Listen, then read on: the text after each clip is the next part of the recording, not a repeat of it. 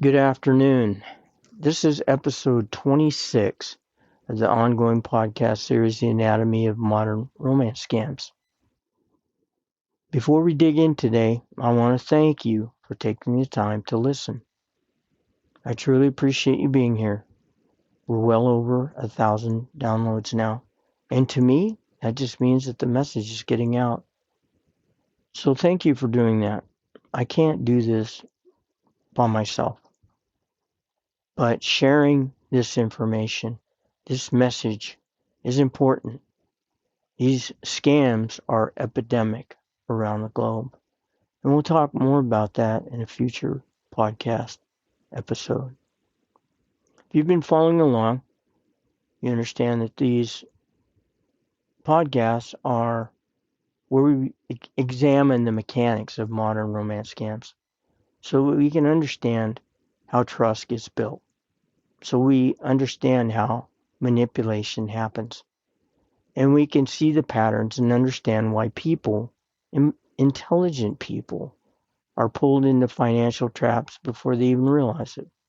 I know this because, unfortunately, it happened to me.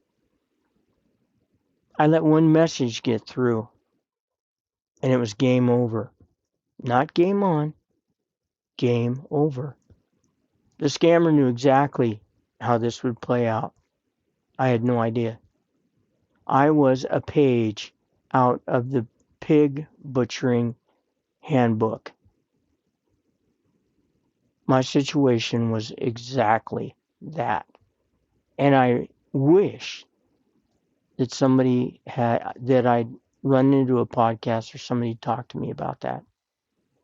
I understood about scamming, but I didn't understand pig butchering as it related to that, and I didn't understand how painful it was. And that's my goal, to make sure that you and your family never have to write in this chapter in your book of life. Do not step onto the path. Do not set foot on it. Do not walk it. Today I want to talk to families, to the daughters and sons, spouses, brothers and sisters. I want to speak directly to the people who are standing on the outside of a romance scam, trying desperately to understand what's going on with someone they love.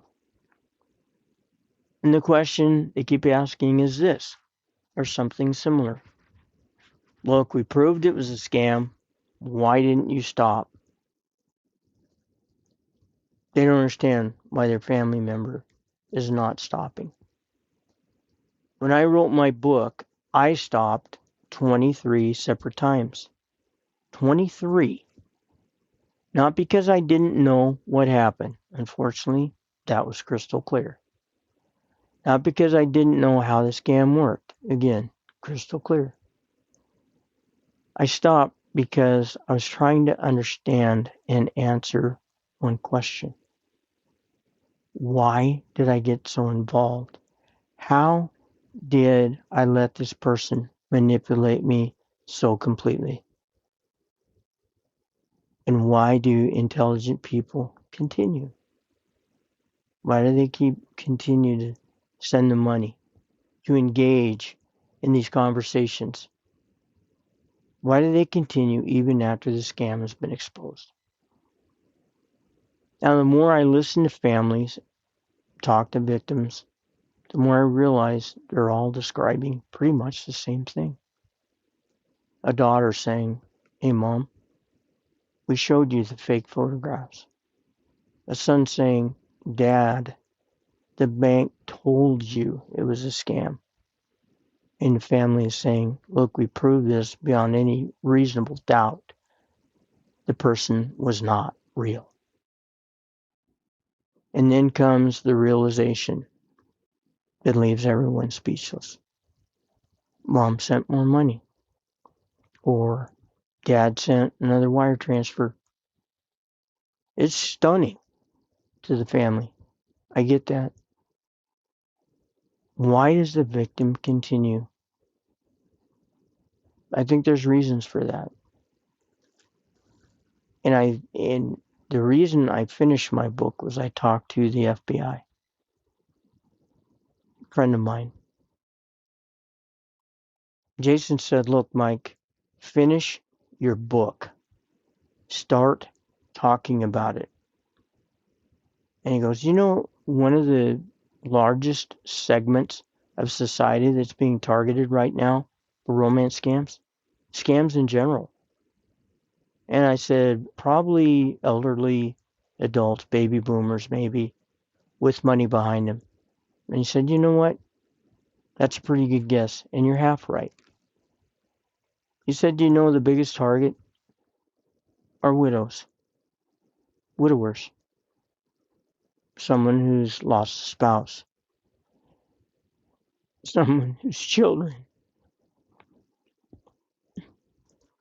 are grown and busy raising families of their own, someone sitting in a house that feels much quieter than it used to be, who's missing that companionship, someone who misses being important to another person, someone who still has love to give, someone who wants to remain relevant." The scammer sees that long before the family does. There's one day a message appears. "Hello, dear. How are you?" Simple. Harmless. At least it seems that way. But the conversation begins. The seeds are being planted, and they're starting to bloom. The messages continue. Good morning. Good night. How was your day? Did you have breakfast? Did you have lunch? Did you have dinner? Are you working out? Not accusing, gently inquiring. Weeks become months. The scammer learns about the families, about the victim's life, the children, their fears, hopes, loneliness, and grief. All their vulnerabilities. They understand them, and those are exploited. Let me give you a visual that I think will help. Visualize a piece of fabric. The scammer weaves themselves into the fabric of your life to the point where it's difficult to pull it apart. Sometimes you really can't. The only way to do that is to abruptly cut it. Cut the fabric. Cut the relationship. That's the only way sometimes that you get this other person out of your life, out of the victim's life. Okay?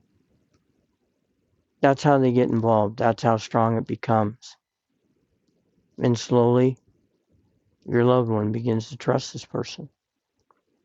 Then comes something more powerful than trust. Attachment. It's where families often get confused.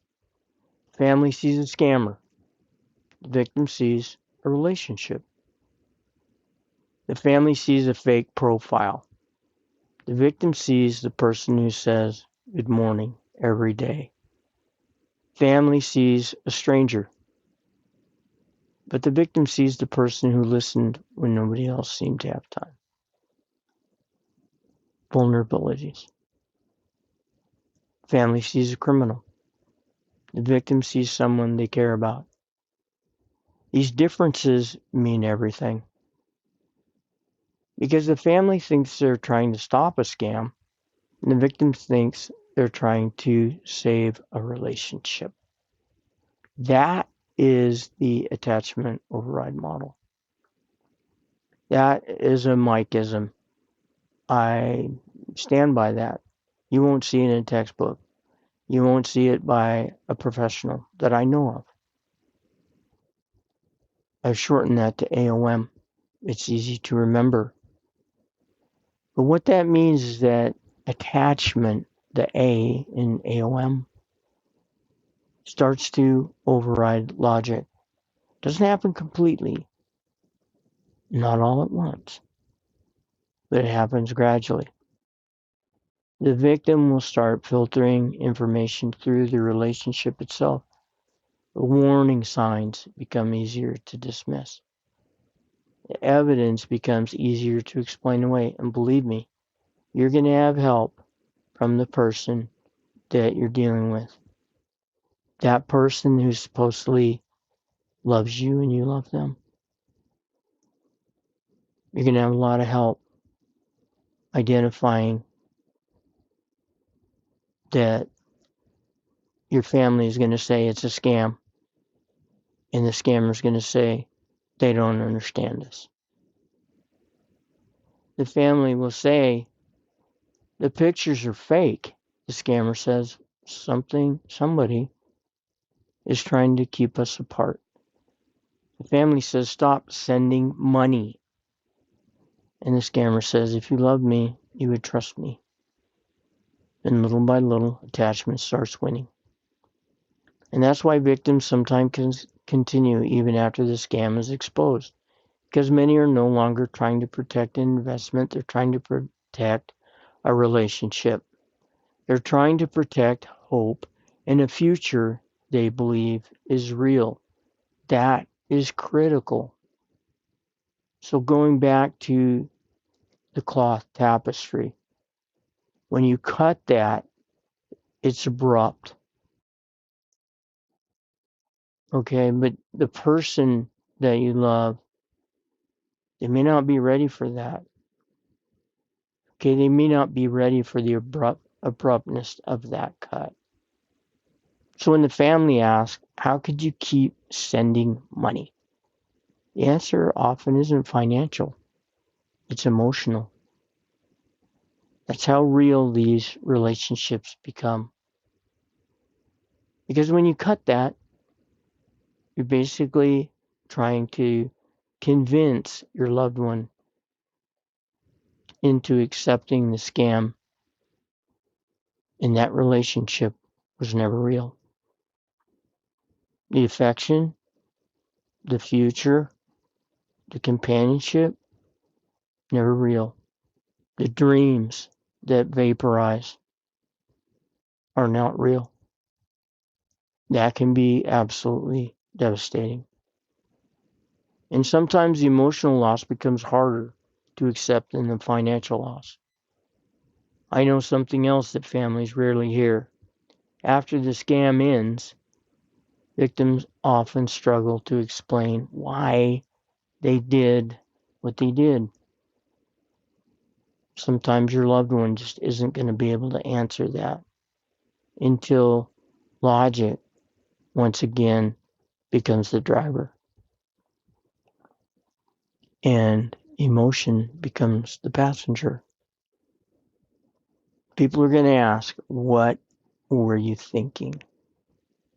Now, the victim remembers the reasons. I can tell you every single one why I did what I did. But the reasons no longer make sense. When you get ghosted, everything turns to dust.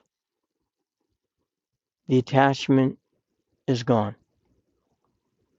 In my case, the scammer disappeared. Did I look for him? Did I continue to communicate for a little while? Yes, I did. But the emotional connection was severed. The spell was broken, and what felt absolutely real 6 months earlier suddenly felt impossible to explain. It's one of the reasons why writing my book was so difficult. I wasn't just documenting events, I was trying to understand why. Why intelligent people stay, why they continue in this relationship, why they defend the scammer, and why they send more money. In my case, I did not. But that scammer will stay around until they know that you have nothing left to give. That's all they care about. They don't care about you. They care about what you can give them. But if you're involved in this relationship, ultimately, logic fails.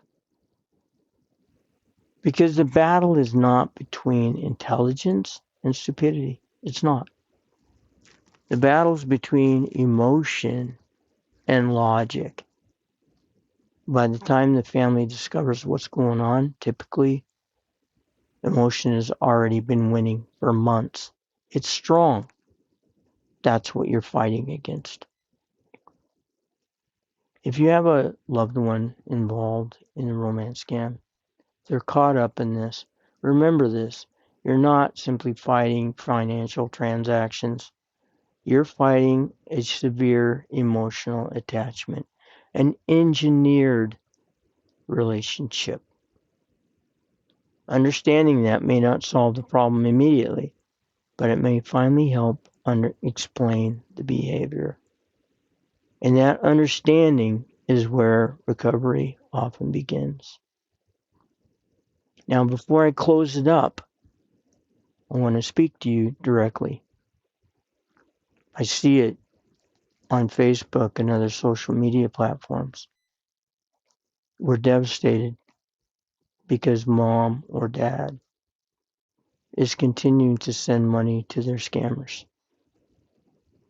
Understand that you're battling an emotional relationship that's been developing maybe for years.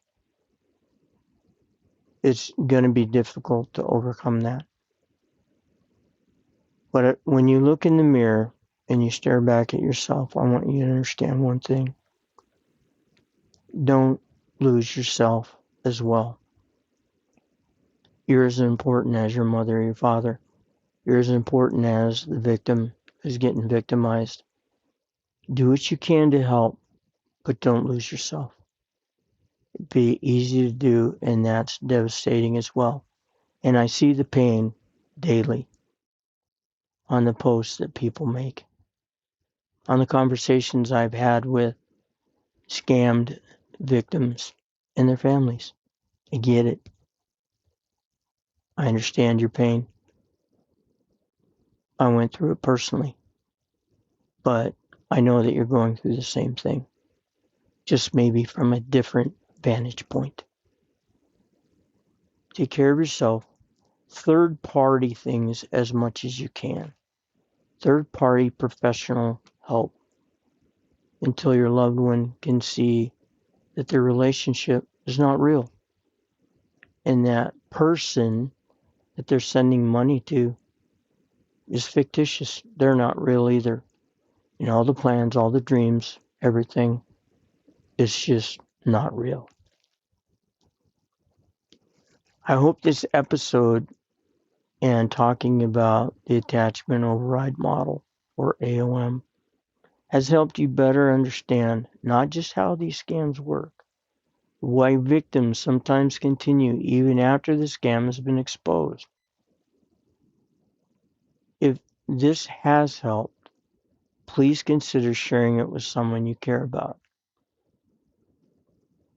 If you want to talk more about it, I'm open to that discussion. DM me on Facebook. I'll get back to you and we can talk through this more. Because awareness is one of the most powerful tools we have to prevent others from becoming victims, and that includes the families. If you've been involved in one of these to any degree, you're a victim. These are major crimes. You need to treat it that way. And sometimes families need help to get that done.